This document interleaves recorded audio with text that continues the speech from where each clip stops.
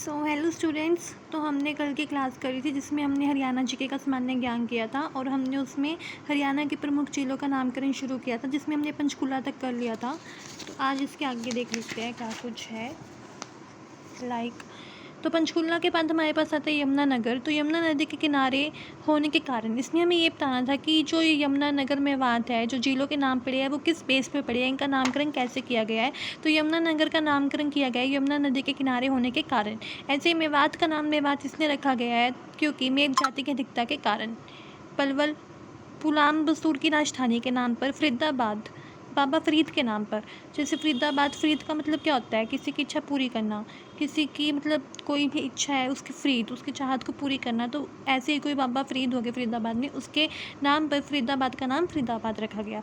झज्जर छज्जू किसान के नाम पर। रोहतक तारावती रानी के पुत्र रोहतास के नाम पर। सोनीपत श्रवण कुमार के नाम पर। पानीपत पाणिनि ऋषि के नाम पर। और हिसार 4 किलो के नाम पर। तो ये हमारे कुछ नामकरण थे जो हमने कर लिए हैं। उसके बाद हमारे पास नेक्स्ट टॉपिक आता है हरियाणा के भौगोलिक क्षेत्रों के उपनाम। कि जो हरियाणा के क्षेत्र है उनको किस किस नाम से बुलाया जाता है। लाइक कुरुक्षेत्र है, तो कुरुक्षेत्र को हम सिटी ऑफ पार्क्स या धर्म नगरी भी कह देते हैं क्योंकि कुरुक्षेत्र में बहुत ज़्यादा पार्क है, तो इसलिए इसका नाम क्या रखा जाता है? City of parks. या फिर धर्म नगरी क्यों बोलते हैं? क्योंकि आप सबको पता है कि कुरुक्षेत्र में महाभारत का युद्ध हुआ था कौरव और पांडव के बीच। ऐसे ही कुरुक्षेत्र में ब्रह्म सरोवर भी है, तो इसलिए इसको धर्म नगरी भी बोला जाता है। तो रेवाड़ी को हम बोलते हैं ब्रांच सिटी या वीर भूमि, क्योंकि रेवाड़ी में बहुत ज़्यादा युद्ध किए गए थे जिसमें बहुत ज़्यादा वीर थे, उन्होंने वीरों की तरह युद्ध में हिस्सा लिया था, तो इसे वीर भूमि ही बोलना जाता है। और जींद को हार्ट ऑफ हरियाणा जींद को बोला जाता है क्योंकि जींद बिल्कुल बीच में है। क्या है? अगर आप मैप देखोगे ना तो जींद बिल्कुल मध्य में है, तो इसलिए इसके हार्ट ऑफ हरियाणा बोला जाता है, हरियाणा का हार्ट बोला जाता है।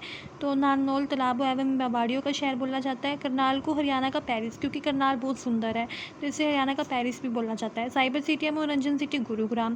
Paper city Yamunanagar. Sugar city बोलते हैं पलवल और रोहतक को, क्योंकि पलवल में ही पलवल शुगर सिटी के नाम से जाना जाता है मेन। वैसे शुगर सिटी बहुत ज़्यादा होती है, पानीपत को ही बोल देते हैं शुगर सिटी जैसे, लेकिन इसमें पलवल और रोहतक मेन है। अगर आता है ऑप्शन में पलवल तो आप लिखोगे सिर्फ पलवल। अगर आता है पलवल और रोहतक तो दोनों ए और बी इसका ऑप्शन होगा तो लिख देना। लेकिन अगर पलवल और रोहतक दोनों आते हैं और आपको सिर्फ एक करना है तो आप सबसे पहले पलवल पे निशान लगाओगे। ओके। तो बुनकर नगरी हमने कल भी करी थी, पानीपत को कहते हैं। Nano city Panchkula. City of cotton Palwal को कहा जाता है। Pink city Fatehabad. उसके बाद मैग्नेट सिटी हिसार को कहा जाता है। मछुआरों का स्वर्ग हथनीकुंड। भारत का क्यूबा। मंदिरों की नगरी तो भिवानी को कहा जाता है, लेकिन हरियाणा की काशी भी भिवानी को कहा जाता है। बट एक पॉइंट मैं यहाँ पे बताना चाहूँगी, अगर ऑप्शन में हमारे पास भिवानी नहीं है और हमसे पूछा गया कि हरियाणा का काशी किसे कहा जाता है, तो हम अगर ऑप्शन में भिवानी नहीं है और कैथल है तो इसका ऑप्शन इसका आंसर क्या आएगा? कैथल आएगा, क्योंकि कैथल में क्या है? हनुमान जी की वो बताया गया मंदिर। विज्ञान नगरी उपकरणों का शहर अम्बाला। शहीदों का शहर झज्जर। ट्राई सिटी हम पंचकूला चंडीगढ़ और मोहाली को कहते हैं। इसे आप पीसीएम के उस पर भी याद कर सकते हैं। पीसीएम मतलब कि क्या है?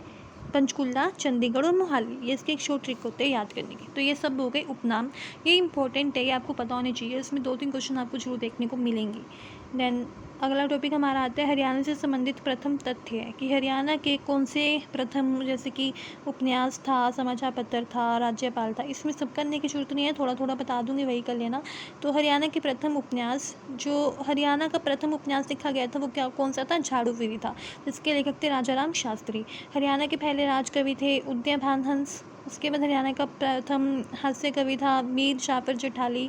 हरियाणा का प्रथम समाचार पत्र था हरियाणा झज्जर से प्रकाशित हुआ था जो। हरियाणा की प्रथम शोध पत्रिका थी हरियाणा शोध पत्रिका। तो इसमें से सबसे पहले इंपॉर्टेंट है झाड़ूफिरी वाला, ठीक है। उसके बाद इसके जो हरियाणा के पहले राजकवि थे उदयभान, उसके बाद हास्य कवि, ये 3 तो बहुत इंपॉर्टेंट है। देन समाचार पत्र भी कभी कभी पूछा जा चुका है, बट शोध पत्रिका नहीं पूछा गया, लेकिन फिर भी आप देख लो, चलो कोई क्या पता पूछ ले इस बार, क्योंकि सिलेबस में है। हरियाणा के प्रथम कलम निर्माता तो ये देवी शंकर, ये इतना इंपॉर्टेंट नहीं है। हरियाणा के पहले फिल्म निदेशक थे वो थे आनंद कुमार। हरियाणा के स्थापित आर्य समाज की शाखा थी रेवाड़ी 1880 ईस्वी में। हरियाणा में स्थापित सनातन धर्म हिंदू झज्जर 1886 ईस्वी में। हरियाणा के प्रथम राज्यपाल, ये तो करना ही है, धर्मवीर थे। उसके बाद हरियाणा के प्रथम मुख्यमंत्री श्री भगवत दयाल शर्मा। हरियाणा के प्रथम लोकायुक्त श्री प्रीति महा सिंह। हरियाणा उच्च न्यायालय के प्रथम उच्च न्यायाधीश न्यायमूर्ति श्री रामलाल। ये भी इतना इम्पोर्टेंट नहीं है बट देख लेना। हरियाणा विधानसभा की पहली महिला अध्यक्ष थी शन्नो देवी। उसके बाद हरियाणा विधानसभा के प्रथम पुरुष अध्यक्ष राव वीरेंद्र सिंह। तो इसकी कोई ट्रिक नहीं है याद करने की, आपको ऐसे ही याद करना पड़ेगा। तो एक बार देख लेना नाम सारे के सारे कि हरियाणा से संबंधित प्रथम तथ्य कौन कौन से थे। ऐसे इसमें से हमने कुछ तो पढ़ी रखी है पहले, थोड़े बहुत जो अब न्यू है जो याद करने पड़ेंगे। उसके बाद आगे भी है थोड़ी सी। हरियाणा की प्रथम महिला पर्वतारोही संतोष यादव।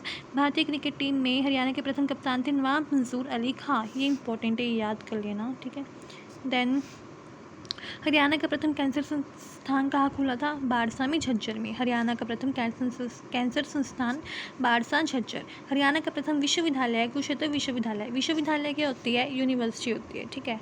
विश्वविद्यालय को हम यूनिवर्सिटी को हम विश्वविद्यालय बोलते हैं। तो जो पहली यूनिवर्सिटी थी वो कौन सी थी? कुरुक्षेत्र यूनिवर्सिटी थी। हरियाणा का प्रथम कॉलेज पंडित नेकी राम शर्मा कॉलेज, पंडित नेकी राम शर्मा कॉलेज, ये इंपॉर्टेंट है। उसके बाद भारत एवं एशिया का सबसे बड़ा पशु फार्म कहाँ पर है? हिसार में है।